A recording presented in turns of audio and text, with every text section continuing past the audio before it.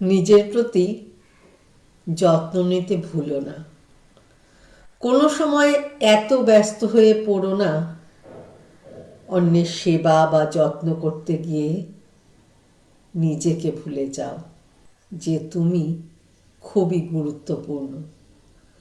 তোমার ভালো থাকাও তোমার চারপাশে তোমাকে ঘিরে যারা আছে তাদের জন্য খুবই দরকার। কিছু সময় রাখো নিজেকে রিচার্জ করতে, যা তোমাকে সুখী করবে। তোমার মনের ও দেহের যত্ন নাও।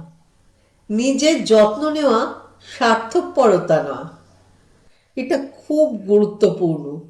নিজের জীবনের পূর্ণতার জন্য নিজের দরকারকে প্রায়োরিটি দাও। নিজের প্রতি দয়া ও মনোযোগ দেখাও, যেটা তুমি ডিজার্ভ করো।